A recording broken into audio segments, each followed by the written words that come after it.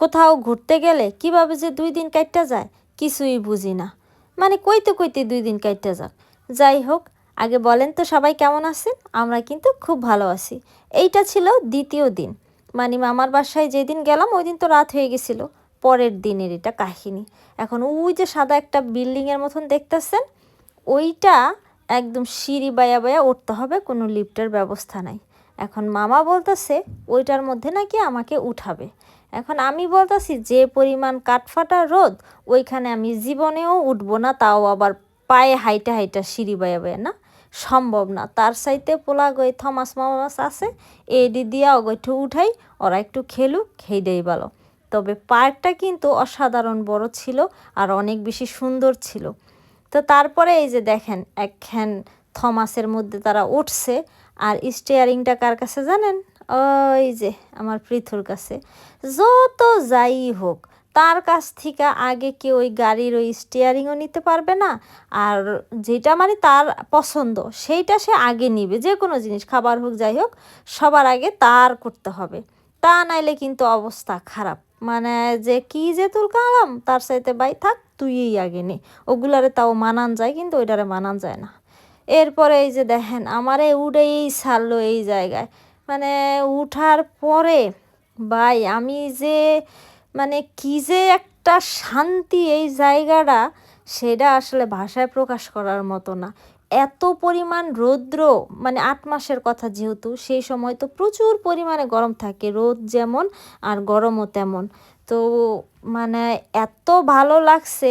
আমি যে সিঁড়ি বায়া বায়া উঠলাম এই 5-6 তালা, আমার মনেই হইল না এত শান্তি। এই যে দেখেন 7 নাম্বার ফ্লোরে এসে পৌঁছেছি, কিন্তু এত পরিমাণ বাতাস আর এত ভালো লাগতেছিল, মনে হইতেছিল যে এইখানে দাঁড়াই থাকি, এইখান থেকে আর নড়বো না, এত সুন্দর লাগতেছিল। পরে তো মামারে আমি বলতেছিলাম যে মামা আপনি কি জন্য এইখানে আমার আগে উঠাইলেন না, এত সুন্দর জায়গা। পরে বলতেছে যে তুমগো কইতে কইতে আমি থাতা ব্যথা হয়ে গেলাম যে এই জায়গাটায় ভাল লাগবো ভাল লাগবো, তাও তো তোমরা যাইবা না। যাই হোক, এরপরে নাকি আরও তালা আছে। এরপরে সে হইতাছে আমরা একদম লাস্ট যেটা, সেটাতে উঠলাম। এখন এই লাস্ট উঠা দেখি, ও মা এই কই এলাম, এ তো এক বন্দিখানায় এলাম। মানে ওইটা তো গ্লাস ছিল না, এটা চারোদিকে হইতেছে গ্লাস দিয়ে আটকানো।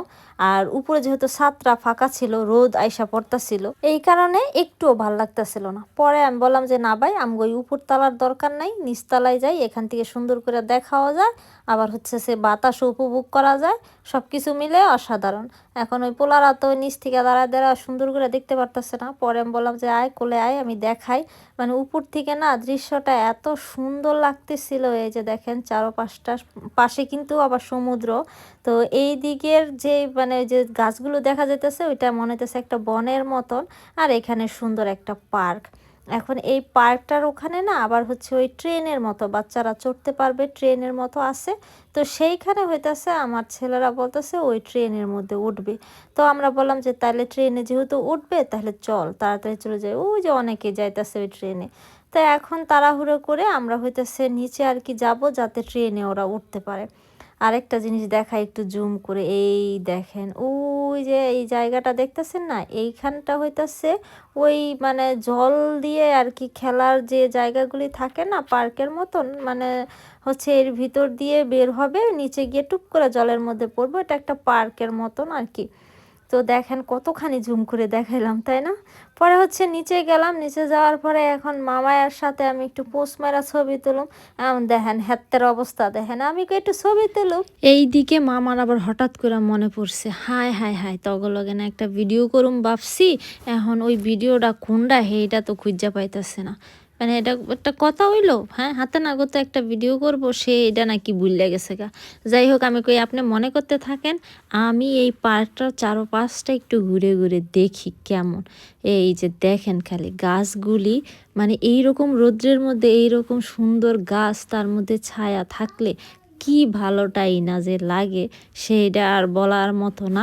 এত মোবাইল মোবাইল ও মামায় পরে আর ওই ভিডিও খুঁজে পায় নাই। পরে হইতাছে আমি কইলাম যে মামারে আর কাকারে যে চলেন সবাই মিলে একটা ভিডিও করি, অনেক সুন্দর হইব ভিডিওটা।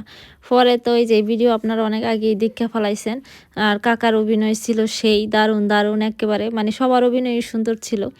পরে হইতাছে সবাই অভিনয় করে পরে বললাম যে চলো আমরা এখন বাড়ির দিকে যাই, বাড়ির দিকে গিয়ে পরে হইতাছে আমরা আবার সমুদ্রে আসব। তো যাই হোক এই ছিল আজকের ভিডিও। আর পোলাগো আমি ছবি তুলতে পারি নাই, ব্যর্থ হয়েছি, তারা 3 দিকে চলে যায় 3 জনে। তো যাই হোক পরবর্তী ভিডিও আসতেছে, তো সাথেই থাকেন। আজকের মতো এই পর্যন্তই, বাই বাই, টাটা, সায়োনারা।